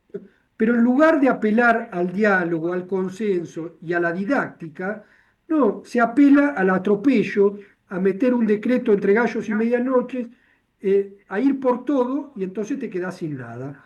Bueno, es un ejemplo Ahí está. muy nítido, me parece que condensa esto que decíamos, una mala praxis en la gestión que hace que buenas ideas, buenas intenciones terminen naufragando y fracasando por una mala gestión. Bueno, me parece que ahí hay un llamado de atención muy nítido y muy concreto para el gobierno porque esta mala praxis hace que muchos proyectos que pueden estar bien inspirados, que pueden ser necesarios, corran el riesgo de tener esta misma suerte, ¿no? Había una vieja frase, si no me equivoco, corríjame si no es así, que decía: el camino del infierno está lleno de buenas intenciones. Seguro. Seguro, seguro, seguro. Luciano, yo soy el time killer de este equipo. Yo vivo mirando los tiempos, fijando los tiempos. Yo sé que vos estabas ocupado. Desde ya, de mi parte, te agradezco muchísimo, como siempre, tu buena predisposición.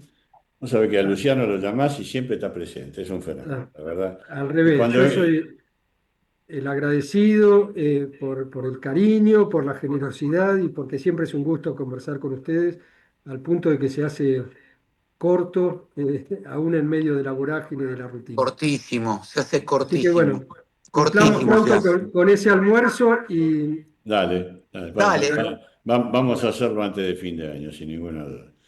Y yo espero esta agradecido. noche que me llegue, como soy suscriptor de La Nación, que llegue el anticipo de la nota al muchacho, sí. Bueno, Yo algo también soy de todo suscriptor, esto que así que. estuvimos conversando lo vas a ver escrito ahí. Fantástico. Bueno, Guille, Fer, un Luciano, abrazo grande y hasta pronto. 1.000.000 de gracias a gracias a vos. cualquier momento. Gracias, ¿eh? Gracias.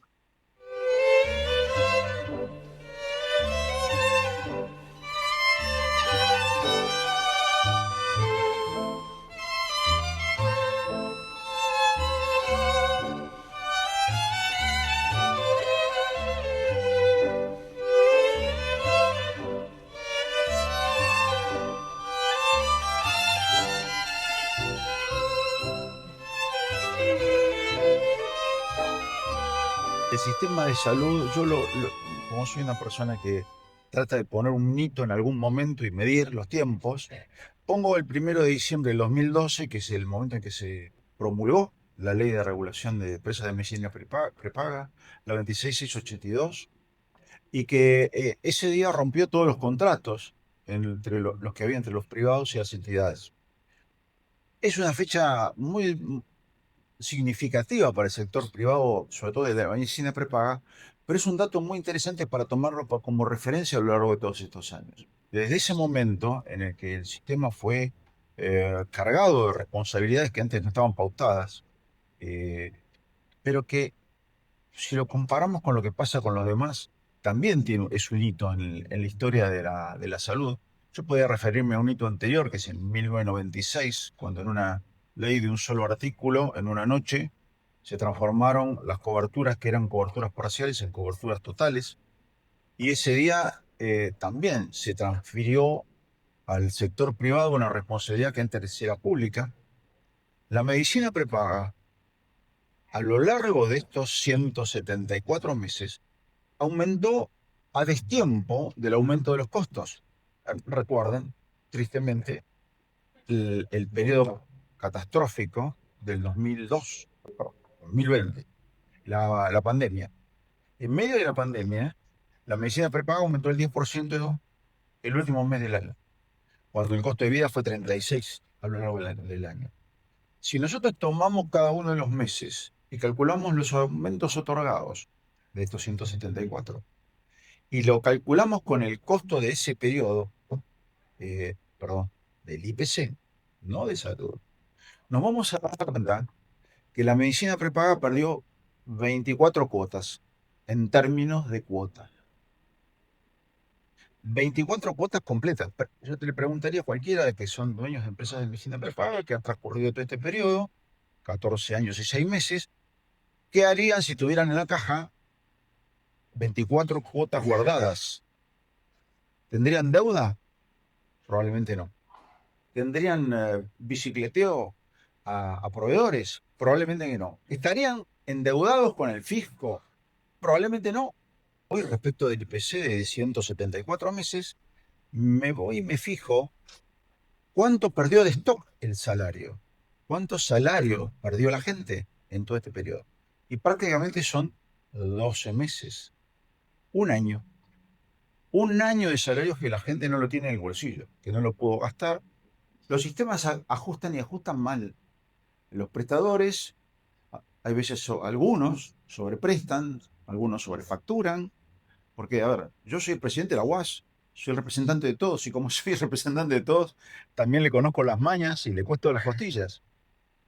Los médicos encontraron una beta que es empezar a cobrar por afuera del sistema. Ya no son copagos, son honorarios. Y ahora es muy difícil volver de esto, ¿eh?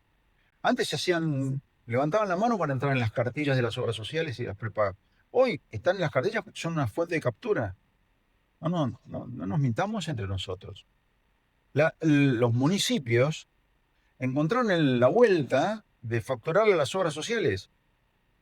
Y dijeron, bueno, ya que presto los servicios y esta gente cobra un copago o cobra un arancel por tener estas prestaciones y no contrata o no da servicio y me lo dan a mí, ojo, el razonamiento tampoco es tan loco, yo le cobro, pero ese señor ya tributó varias veces por su salud. Entonces, por eso el sistema de salud requiere una reforma para apalancarlo, que también debe ser tributaria.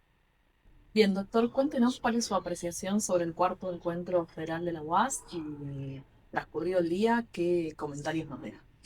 Un día intenso, pero muy contento. Diría asombrado por el resultado, no esperado, con la concurrencia prácticamente de todos los integrantes de la Unión Argentina de Salud, que es un cuadro complejo porque está integrado por una cantidad muy importante de organizaciones que agrupan a su vez a prestadores de todos los aspectos y a financiadores de todas las áreas y de todos los aspectos. Una concurrencia muy calificada y que permitió que nosotros pudiéramos desarrollar las bases de esto que, como lo explicamos al comienzo, no es una jornada académica, no es un congreso, es un encuentro, porque el objetivo era de que nosotros podamos sentar las bases de comunicación, de entendimiento de la situación y de proyectos de salida conjunta que nos saquen de la historia de puja distributiva interna que venimos teniendo y que nos condujo hasta la situación tan compleja al borde de la situación de quiebre de todo el sector de la salud. Creo que los resultados fueron muy positivos, tuvimos un entendimiento y como lo expresamos al final del encuentro, esto es solamente el primer paso, el proceso es largo, es complicado, pero creo que iniciamos la toma de un camino correcto, distinto a lo que veníamos haciendo hasta ahora. Si esperamos resultados distintos a lo que teníamos, no hagamos las mismas cosas que hacíamos antes. Bien, fue un verdadero espacio de diálogo, ¿no? Con una multiplicidad de actores de todo el sector. Así es, prácticamente todos los actores del sector.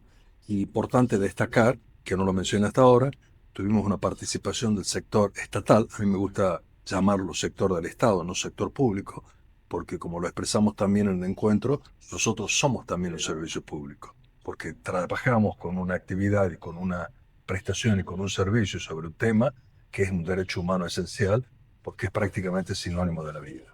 De modo que la participación del sector del Estado nos dio un aliento adicional, no esperado, difícil de lograr, para que nosotros podamos avanzar en una transformación que involucre absolutamente a todos los actores del sistema de la salud.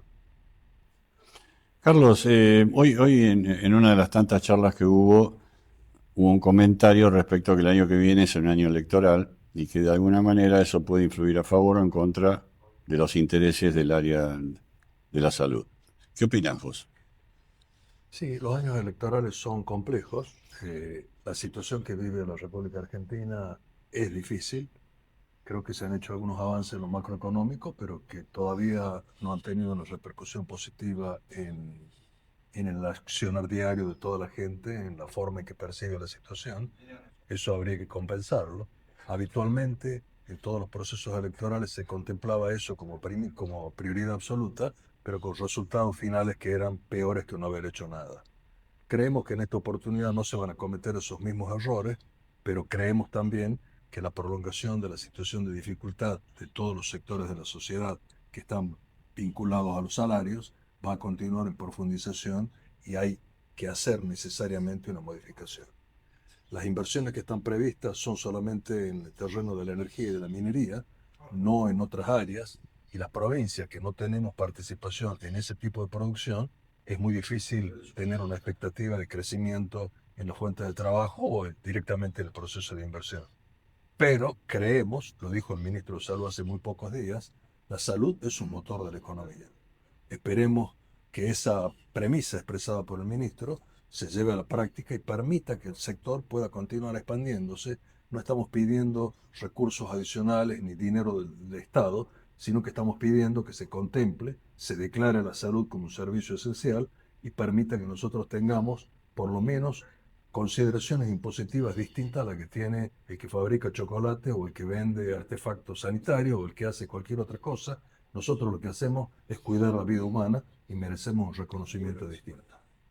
Carlos, gracias por tu tiempo y gracias por esta invitación que fue muy provechosa para todos. Al contrario, gracias a ustedes por su presencia. Bueno, la verdad que es un encuentro muy productivo, siempre convocado en este caso por la UAS. Siempre es bueno escuchar a todos los sectores, ¿no? Pero creo que hoy en día, en la responsabilidad que nos cabe a nosotros, que venimos escuchando hace mucho tiempo, que somos parte del sector en nuestra actividad privada, creo que hoy ya hay que pasar un poquito a la acción, más quizás con las últimas palabras que escuchamos hoy, donde hay mucho consenso en cuanto no solo al diagnóstico, que ya lo conocemos de memoria del sector, sino a las soluciones propuestas por quien les habla y quizás por el espacio político que represento, La Libertad Avanza. Me parece que hay un marco amigable para introducir algunas mejoras al sistema sanitario desde el punto de vista legal, el cual no hay que dejar que se enfríe, hay que pasar a la acción y a la presentación de los proyectos que anuncié hoy, ¿no? Así que creo que vamos a trabajar en lo inmediato para que eso ocurra. Durante la reunión nombraste algunos proyectos. ¿Nos podés comentar cuáles serían proyectos que van a impulsar y trabajar? No, bueno, a ver, básicamente hay una gran cantidad de proyectos que son proyectos de fondo de la legislación argentina, que tienen que ver con la ley de salud mental, con la ley de discapacidad, con la ley del banco de sangre, con el tema de los trasplantes renales, la ley de trasplantes en general.